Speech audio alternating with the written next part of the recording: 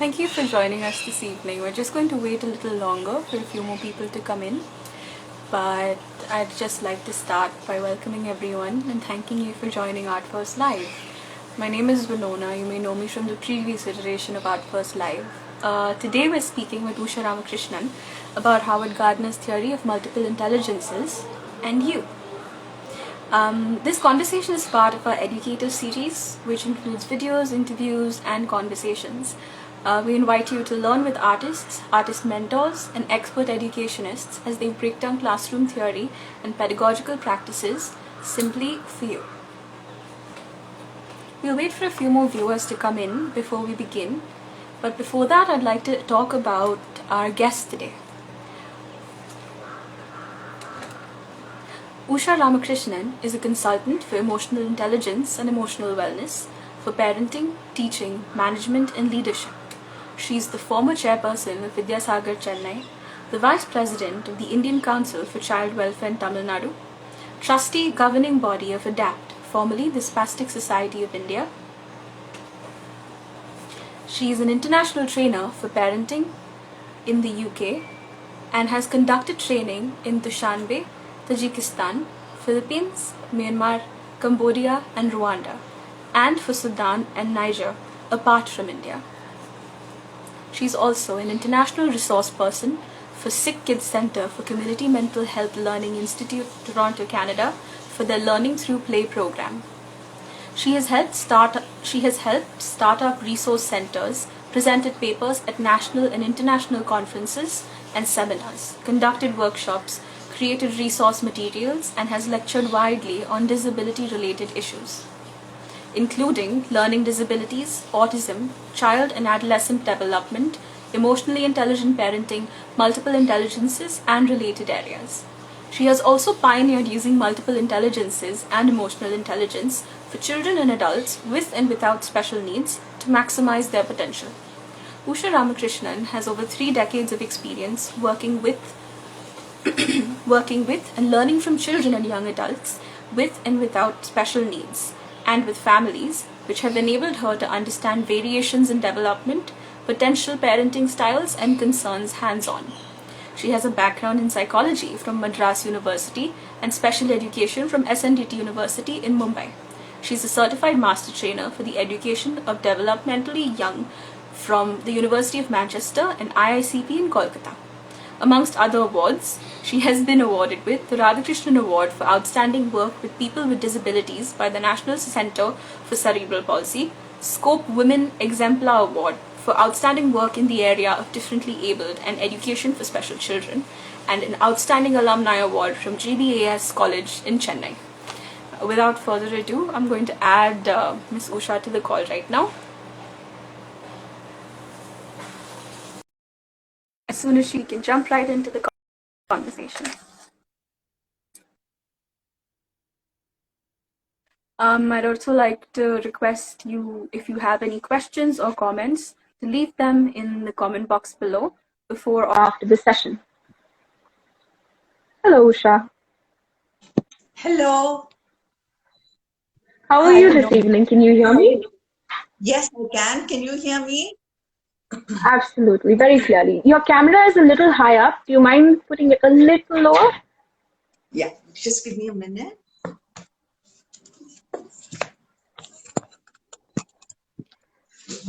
Perfect. Better? Yes, perfect. Oh, this is even better. Perfect. Thank you for joining us today, Usha. I'm very excited for the rest of our audience to hear from you as we've been discussing firsthand. So let's just jump right into it. Let's talk about intelligence. How do you define intelligence? Winona, that's a good question, and I'd like to throw it right back to all those who are watching there. What do you think is intelligence? That would be a good point to start with. I'll give you half a minute to reflect on it before I tell you what it is. What is intelligence? When I think about it, I feel like intelligence is how one understands the surroundings around us, regardless of whether it comes in the form of an education, creativity, expression. Am I anywhere close to being correct? Almost, but since I'm going to talk about am I, which is multiple intelligences, Gardner defined it as a biopsychological process. So that means you're born with a certain ability, and it's also the experiences through life which really define intelligence. And what is it? It's the ability to process information, to solve problems and create products in various fields. It can be any, whatever you're solving a problem, whether it's direction or in the sun or in any other field, it's an ability to solve problems and create products, which takes you away from the difficult thing of, is it only math and English? It's a different way. We'll talk about that. We have a response from somebody that's watching our show, sorry, our conversation. Yes. We've said the ability to understand and portray. Would you like to respond to that? Sorry? The ability to understand and portray. Very nice. Yes, it's the ability to understand. So you're processing it, and then you bring it out. That's the portray. That's you bring it out. You create a product. So that's the first thing. And I'd like to go on to the next question so that I can further answer from whoever. Perfect. Yeah. You brought up Howard Gardner's theory of multiple intelligences. We know that it's informed and influenced education and transformed beliefs about teaching as well as learning. Can you tell us about the theory as well as the multiple intelligences? Sure, Winona. It's something that has fascinated me totally. It started in the 1980s, really. That's when he brought it out. He was asked to find out what is human potential. He was doing his doctorate at Harvard University. He was a professor of cognition. So he did two main things. What is human potential is what we're working on. And I hope that by the end of this talk, all of us will sit together and think of what is our potential and the potential of each child with us. So anyway, what is human potential? He put aside two premises. Typically, we say that intelligence or whatever, potential can be measured. And second, it is a general ability. People are more or less intelligent. He said, let me put these two aside and instead look at people who had done extraordinarily well in life. So who was he looking at? He was looking at philosophers, artists, musicians, parents, teachers, sportsmen, farmers, agriculturists, people who have reached what we call the acme of performance. We call them end state performers, and worked backwards and created this theory. Before I tell you the intelligences, you must know how deeply he has worked on a 10 to 12-year research. He studied the brain. He says, how does it develop? How is it organized? What happens when it breaks down? He studied people who had enormous talent in one area. He looked at those who brain. He also looked at how culture supported it. He put it all together. And with that, created this absolutely phenomenal theory, which the catchline for all those watching is, it's not how smart you are, it's how you are smart. So with that, I'd like everyone here who's listening in to think about two things that come to you spontaneously, easily, very well, which you enjoy doing, and people say, wow, and you think it's so easy. So half a minute to reflect. If we have time, can I do that, Winona? Is that all right? Yes, absolutely. Yes, that's fine. Think of something. But remember, one thing, each one of us is unique. Everyone has, you're born with 100 billion neurons that can go line reach enormous potential. And we make 1 trillion, 1,000 trillion connections. It's truly a miracle. Every child is a miracle. You are a miracle. That's something you can do, which nobody can work with. So just put on the thinking hat, think of those two things. So, you've done it, and go to what you did. Like I said, you studied the brain and you studied the cultures. And the intelligences you came out with are 8. There is the linguistic intelligence. This is the intelligence of the writers, the poets, the authors. People who can effortlessly write. They use the same words. Journalists, exceedingly good ones. Masterful at the art, good with syntax, grammar, the prosody of language. We have the Shakespeare, we have the Premchand, we have the Tirukkural. And you have children in your class who weave out a poetry every moment. But if they don't properly, it's taken off the creativity. That's linguistic intelligence. Second one is the musical intelligence. This is the intelligence of the composers, of the singers. We go to Rajasthan and see them play the Tara. You see Mozart, who had Beethoven, he couldn't hear, but in his mind here, he could hear 230 instruments in an orchestra. Bollywood Krishna, who could effortlessly play any musical instrument. So musical intelligence is intelligence of the composers, the musicians, of the instruments, of the singers. The third one, am I coming on correctly? Clear? Yes. Clear? Yeah. The third is logical mathematical intelligence. That's the intelligence of your inventors, right from who invents the your computers to your telephones to by the minute new creations are coming out in tech and every other field. These are your logical mathematical people. Yeah. How you use that intelligence is different. This is interesting. The same intelligence can be used to blow up a bomb, make a bomb, or do something good for humanity. You can make hate features with good intelligence, or the most useful way. The logical mathematical intelligence is the intelligence of the inventors, the intelligence of the judges, those who are logical, the statisticians, people who can argue, think non-emotionally and clear. Good intelligence is the bodily kinesthetic. The intelligence of the sportsmen, the dancers, people who are exceedingly good with their bodies. People who, the jugglers, each surgeons, very good. Now, each intelligence has a whole set of competencies. It's not like if you pick a boy's body, you be athletic. It's the dexterity, it's the range of movement, it's the way they do it that gives you the intelligence. The fifth is the spatial intelligence, and there we connect to artists. It was Art1st. Because it's the intelligence of the it's the intelligence of the architect. People who are very good visualizers. These are the people who they are the people who and very good with maps and people who created. You just give them space and they can create a whole place.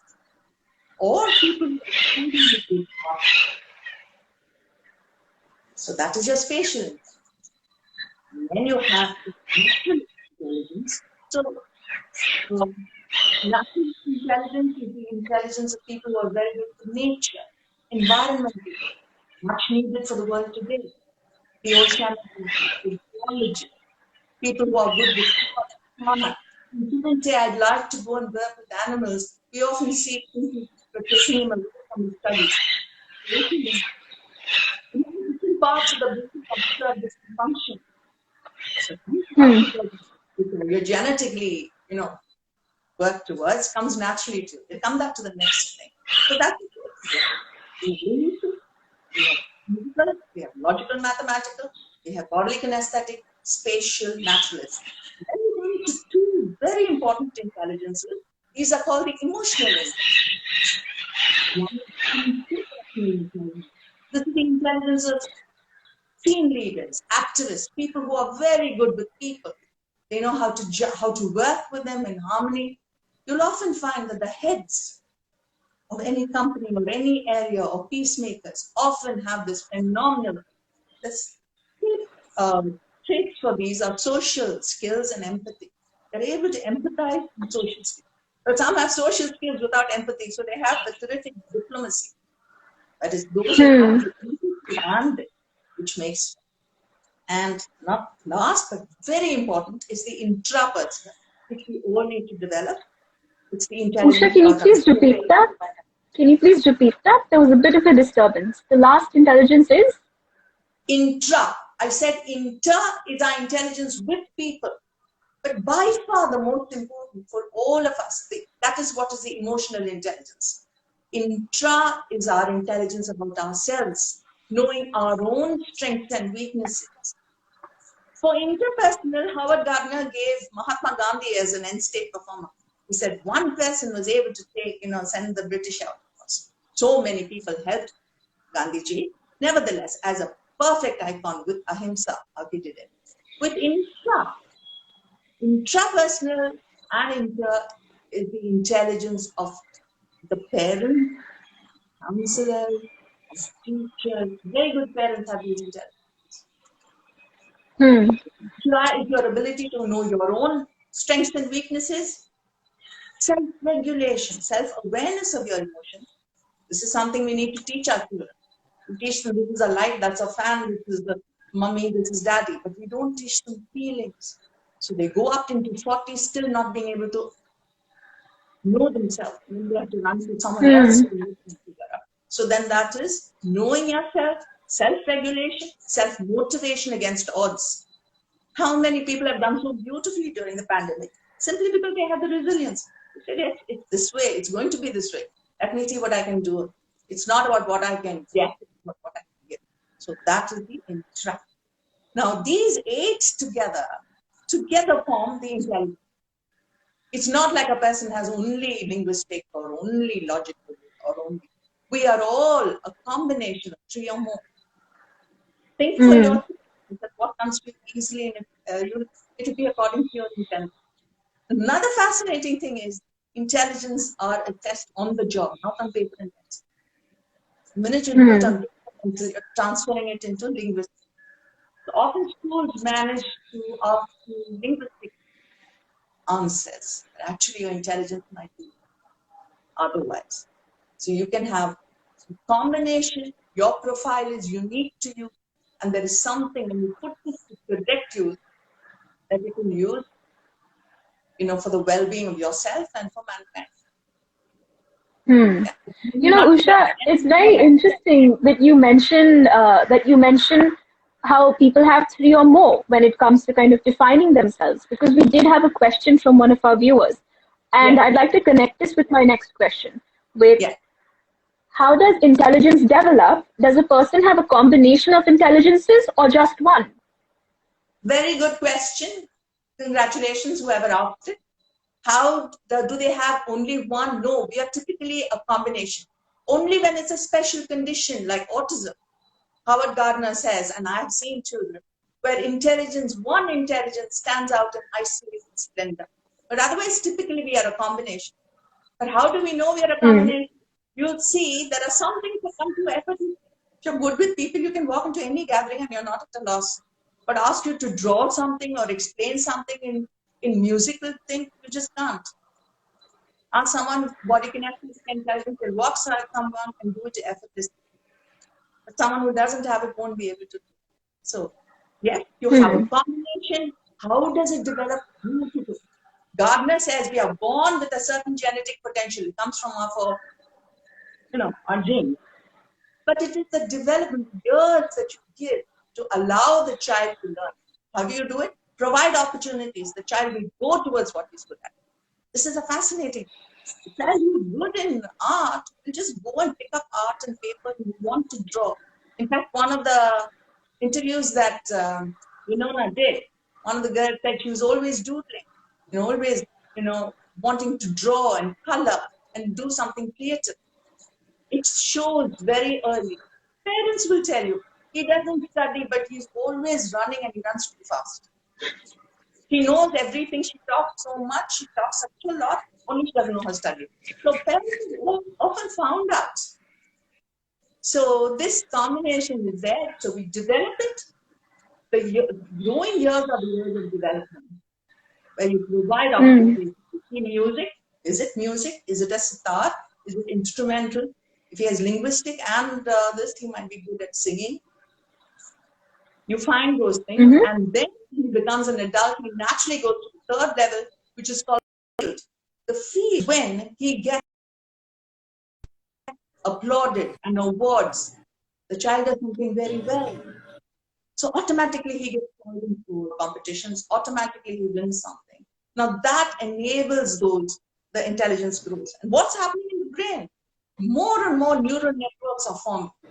There are two great stages where this develops in the early years and again in adolescence.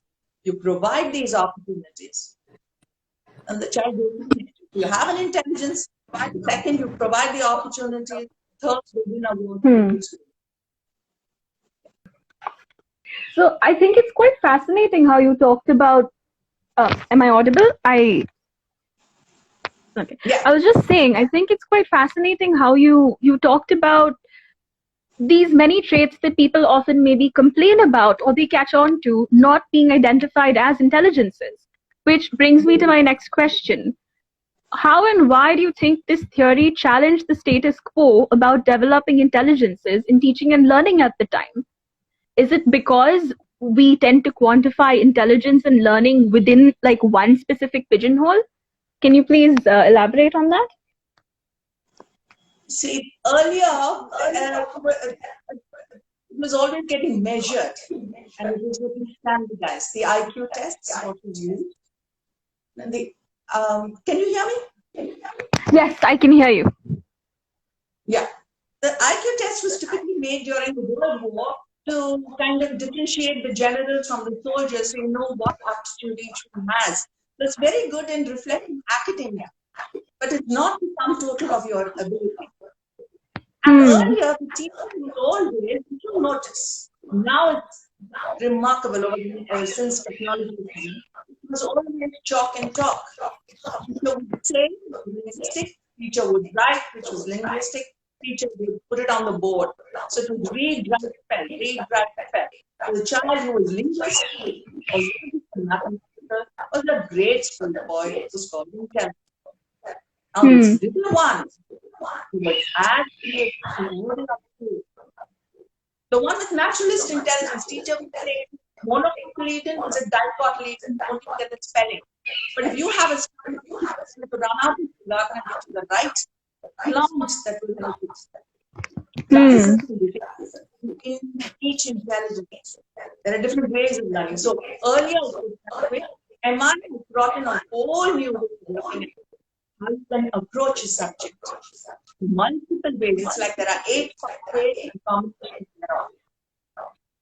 And when the child is approached to that, his own intelligence, he will respond better to that learning.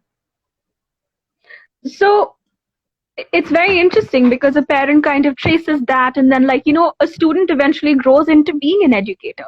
And like you said, there are very different kind of educators, different intelligences. And I'd like to focus specifically now on art teachers, specifically art teachers, given we're Art1st and, we talk quite a lot about art integrated learning.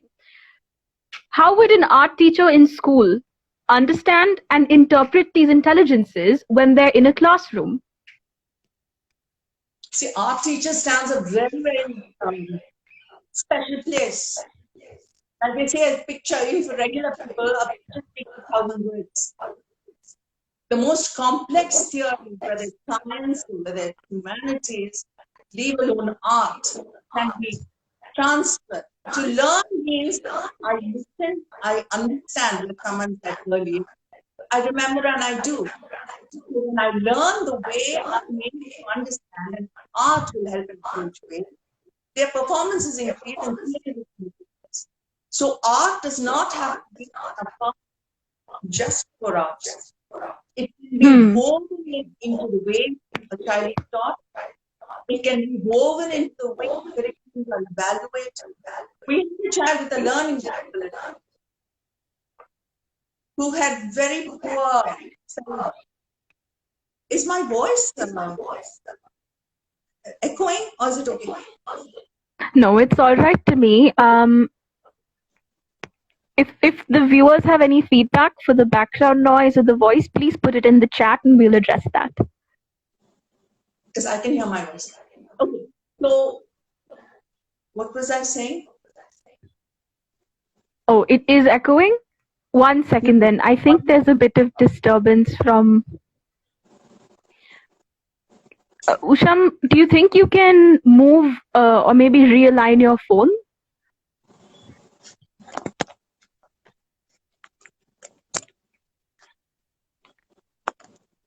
Is it okay now?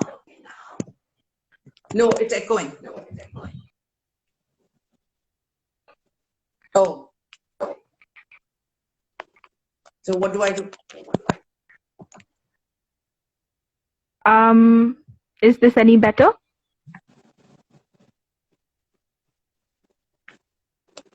Now can you hear?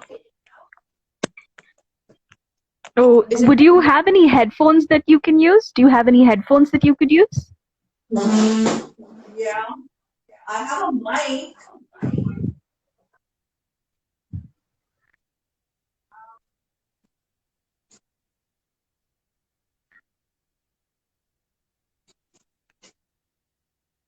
For those of us joining now, we're speaking with Usha Ramakrishnan about multiple intelligences.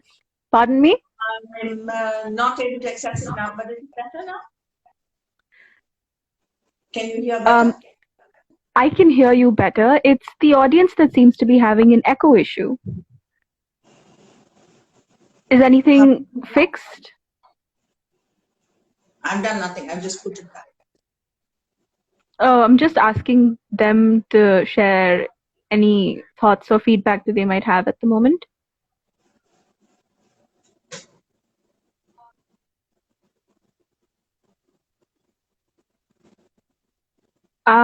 I think we should proceed because we were right in the middle actually of a very...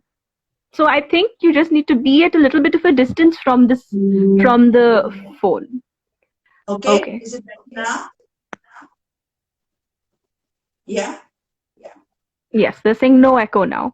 Okay. What was your you'll have to rephrase your question. So you were talking, so the question was, how can an art teacher in school understand and interpret the intelligences they experience in their classrooms, they encounter in their classrooms? See, the art teacher can work in 2 ways. When she works in a team with other teachers, and the child has a spatial intelligence,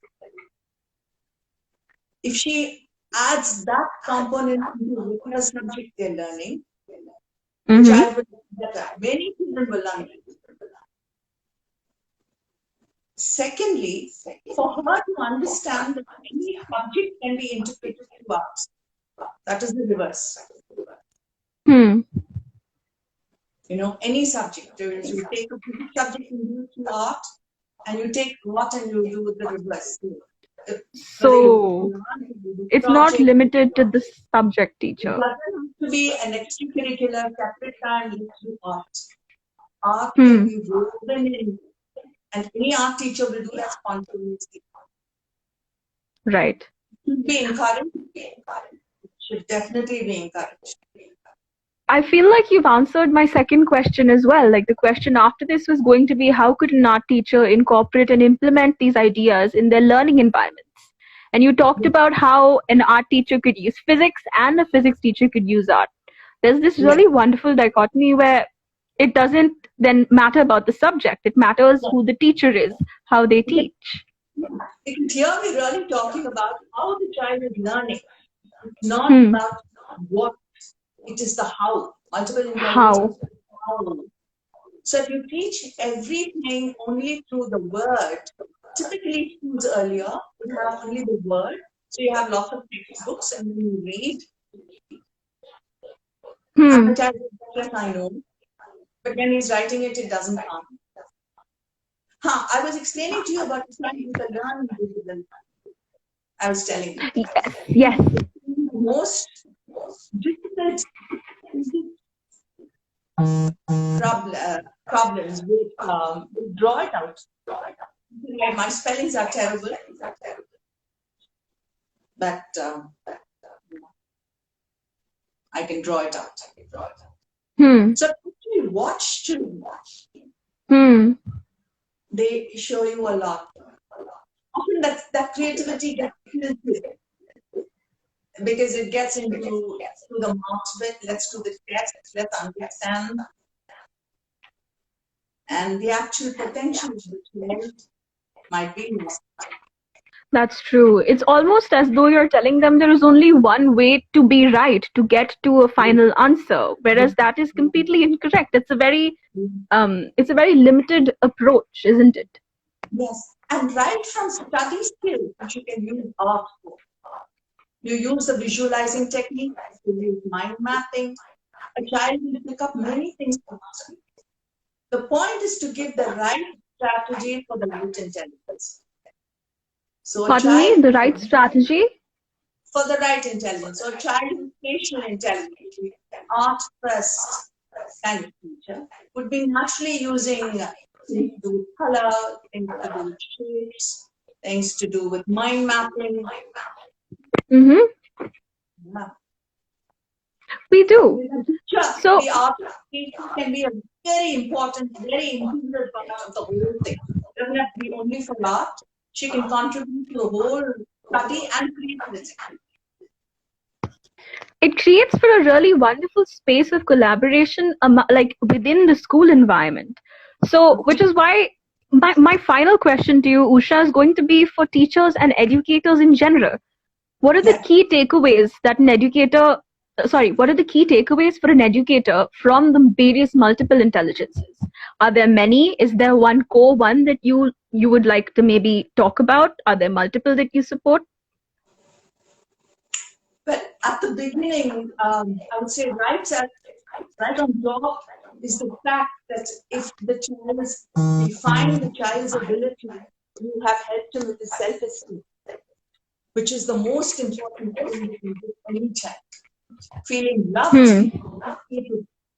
So if he is depending on his intelligence, if he's allowed that opportunity to grow, you're enabling his self-esteem. Second, very clearly, if children will show indications of what we might think is just a time pass or a talent to become a hobby, it could become a career. They're very clear indications. It seems, although, as if one of the key, I wouldn't want to say requirements, but one of the key makers of an educator that kind of follows in the vein of somebody practicing the theory of multiple intelligences would be to approach each class with abundant empathy. Because there's no... Sorry, no. Yeah. No, I was just saying that there's no way to kind of approach or implement anything that you learn if you don't start from a place of empathy and perhaps even curiosity. Absolutely. And that is the third point. It was from all of us working in these fields. So it's a parent or it's a teacher who is able to empathize and watch the child, who will show you amply what can be done. And you will be enabling it. And it's important for each of us to develop our own interpersonal intelligence. And trying the people who are the deepest in life are those with high people. They're good in professions, they're good in their personal life, and they manage themselves well. And it develops through life. The key elements there are your self-awareness, self-regulation, self-motivation, social skills, and empathy. And the child who is growing up in an environment like this will just soak in these values, and in turn he will develop into a very well-rounded person. While you're allowed. The point is, these years are critical. There's so many children with so much potential are lost for want of people not knowing where they take.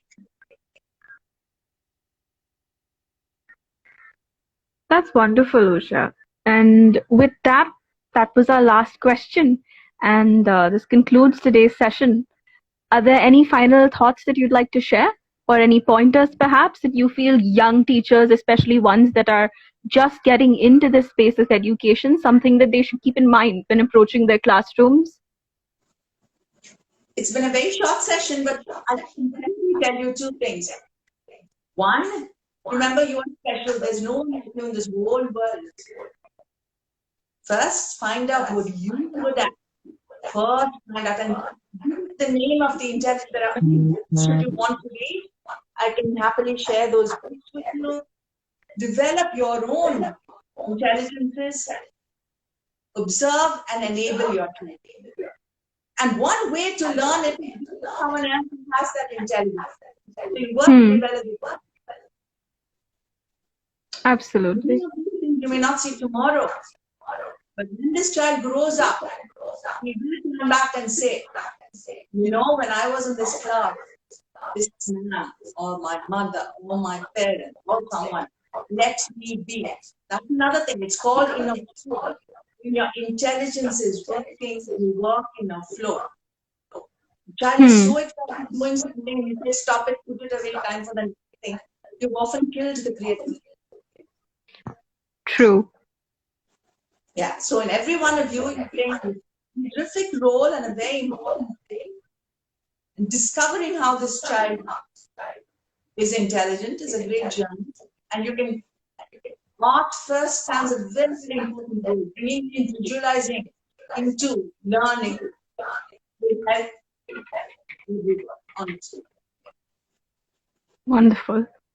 Thank you so much for answering my questions today, and Usha, and thank you so much for joining us on Art1st Live. I know that this is a new platform for you, but it was really lovely speaking to you.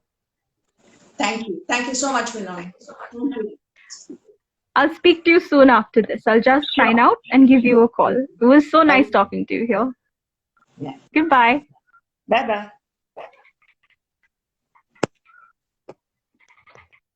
And that concludes today's session. Do follow us on Instagram, Facebook, and YouTube, which links are accessible through our bio. If you have any questions from today's session for me or for the speaker, please send them in for the comments for this video, and we will share them and respond to them in the next session next Friday at 6 p.m. Thank you.